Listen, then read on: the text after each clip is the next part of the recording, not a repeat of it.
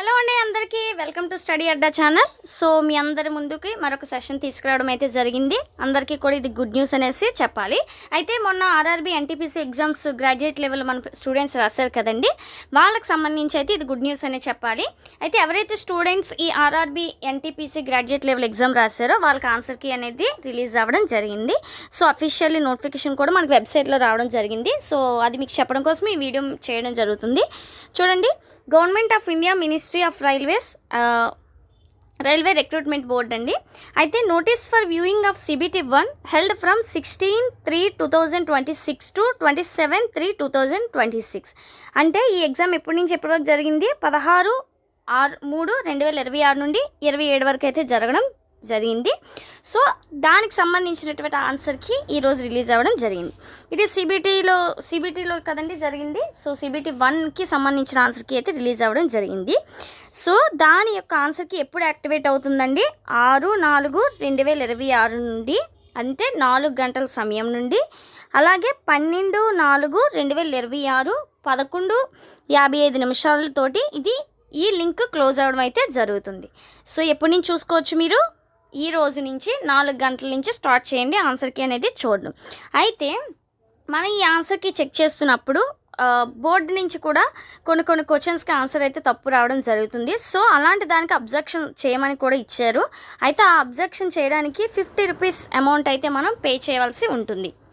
Next చూడండి, ఇక్కడ ఇచ్చారు viewing of questions, response keys and raising of objections against the questions, options and keys and online payment ఎప్పటి నుంచి ఎప్పటికి?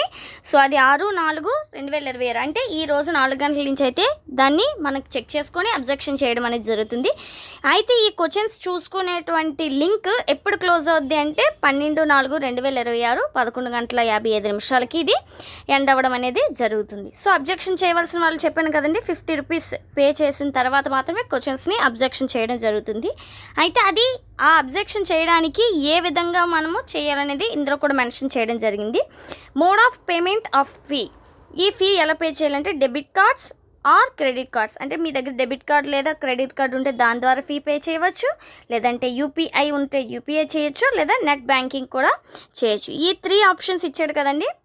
So ఈ 3 ఆప్షన్స్ ద్వారా మీరు చేయడం అనేది జరుగుతుంది. నెక్స్ట్ చూద్దాం.